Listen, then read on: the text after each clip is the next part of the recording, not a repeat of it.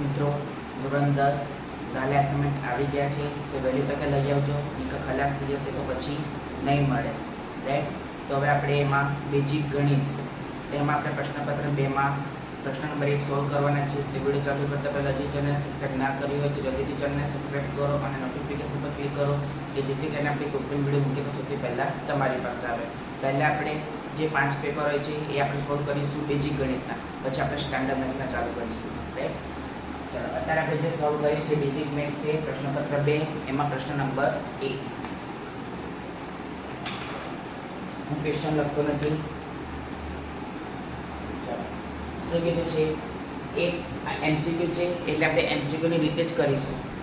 જો શું કીધું છે કે એક અપૂર્ણાંકના અંશ અને છેદનો સરવાળો 16 છે. હવે અપૂર્ણાંકનો અંશ x છેદ y એટલે x ઉપર y કહેવાય. તો શું કીધું છે કે અંશ અને છેદનો સરવાળો 16 છે એટલે x y બરાબર 16. આ સમીકરણ નંબર 1. જો તેના છેદમાં 5 ઉમેરવામાં આવે તો તેની કિંમત 1/2 થાય. અંશ x છેદમાં કેટલા ઉમેરવામાં આવે? 5. તો તેની કિંમત કેટલી થાય? 1/2. તો ક્રોસ ગુણાકાર, તો માટે 2x બરાબર y + 5. આ સમીકરણ નંબર 2. હવે આપણે આને લૂપની રીતે ઉકેલીશું. તો +y, ચલો સમીકરણ બને પહેલા, તો માટે 2x - y બરાબર 5. હવે આપણે આને લૂપની રીતે ઉકેલીશું. તો +y - y ઉડી જાય છે એટલે 1 અને 2 નો સરવાળો કરતા 1 અને 2 નો સરવાળો કરતા x + y બરાબર 16, 2x - y બરાબર 5. +y - y ઉડી ગયા, 2x + x તો 3x, 16 + 5 21. તો માટે x બરાબર 21/3, તો 3 + 21 માટે x બરાબર 7. તો x બરાબર 7 આયા. 1 કાં તો 2 બે માંથી તમે કોઈ પણ સમીકરણમાં મૂકી શકો. તો પહેલામાં મૂકું છું તો લખતું નથી કે x બરાબર 7 એ સમીકરણ 1 માં મૂકતા, કારણ કે આપણે MCQ છે એટલે MCQ ની રીતે જ કરીશું. 7 + y બરાબર 16 માટે y બરાબર 16 - 7 માટે y બરાબર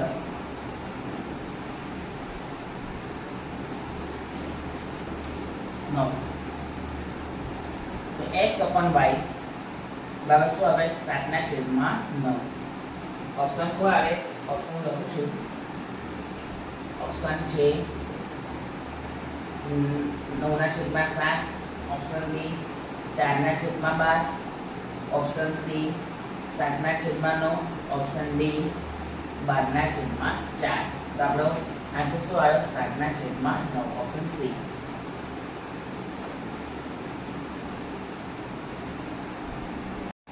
ચલો મિત્રો, આગળ બીજો MCQ શું છે કે દ્વિઘાત સમીકરણ 6x² - 13x + k બરાબર 0 ના બીજ પરસ્પર વ્યસ્ત હોય તો k બરાબર ખાલી જગ્યા. તો મિત્રો જુઓ, સમીકરણ છે 6x² - 13x + k બરાબર 0 ને આપણે ax² + bx + c બરાબર 0 સાથે સરખાવવાના, તો a બરાબર 6, b બરાબર -k, c બરાબર k. તો મિત્રો યાદ રાખજો કે જો બંને બીજ પરસ્પર વ્યસ્ત હોય તો a બરાબર c થાય. યાદ રાખજો, બંને બીજ પરસ્પર વ્યસ્ત હોય તો a બરાબર c થાય. તો a બરાબર 6, c બરાબર k, તો માટે a બરાબર 6. તો option a -3, option B -6, option C 6, option D 78. તો ઓપ્શન સી 6.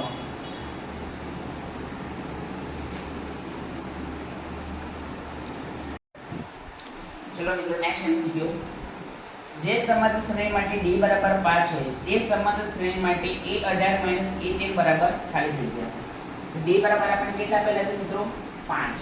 તો a18 - a13.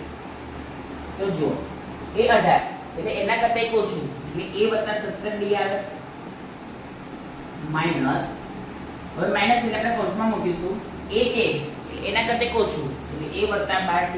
મિત્રો જે આપ્યું હોય એના કરતા ઓછું લેવાનું. સપોઝ a 15 આપ્યું હોય તો એના કરતા ઓછું એટલે a વત્તા 14d. a 13 આપ્યું હોય તો એના કરતા ઓછું એટલે a વત્તા 12d.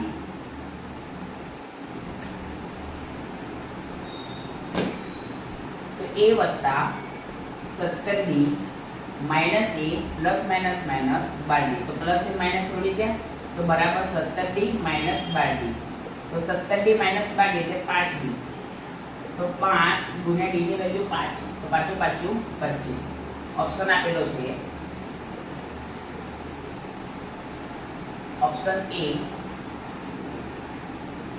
5, option B 20, option C 25, option D 30. આપણા આન્સર કયો આવ્યો? Option C 25.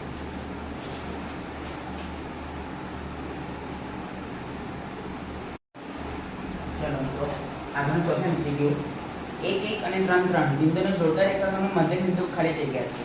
આપણે લખીએ a1 1 બરાબર a x1 y1, b 3 3 બરાબર b x2 y2.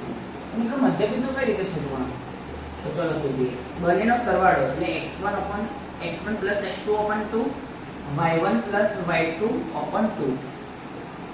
બંનેનો સરળ ભાગ્યા 2 એટલે 1 plus 3 upon 2 1 plus 3 upon 2 is equal to 4 upon 2 4 upon 2 2 to the 4 2 to the 4 is equal to 2 2. તો ઓપ્શન જે રે કયા આપ્યા છે 1 1. Option B 2 upon 3 2 upon 3. Option C 3 upon 2 3 upon 2. Option D 2 2. તો આપણો આન્સર કયો આવ્યો? Option D 2 2.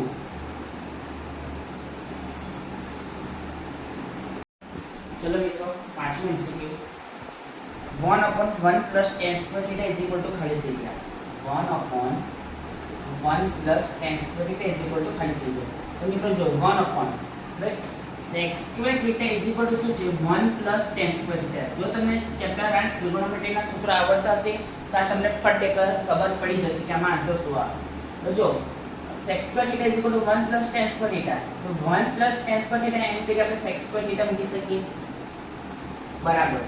હવે sec square theta is equal to સૂત્ર શું છે? ચલો sec theta is equal to સૂત્ર શું છે 1 upon cos theta. તો અહીંયા આપણે 1 upon square છે એટલે આપણે 1 upon cos square theta લખીએ છીએ. છેદનો છેદ કે જાય અંશમાં તો બરાબર cos square theta. આવી ગયો આપણો આન્સર. આપણે લખીશું ઓપ્શન A. આપણે ઓપ્શન લખી જોઈએ એમાંથી કયો આન્સર છે. A option A sin square theta, option B cos square theta, option C tan square theta, option D cot square theta. આપણા આન્સર આવ્યો cos square theta. ચલો આગળનું સામાન્ય રીતે કોઈપણ આવૃત્તિ વિતરણ માટે બહુલક માઈનસ મધ્યસ્થ બરાબર થાય છે કે ગુણ્યા મધ્યસ્થ માઈનસ મધ્ય. તો ઓપ્શન બી 2 ગુણ્યા મધ્યસ્થ માઈનસ મધ્ય. એ તમે પ્રશ્ન નંબર 1 પૂરો. નેક્સ્ટ વિડિયોમાં આપણે પ્રશ્ન નંબર 2 જોઈશું.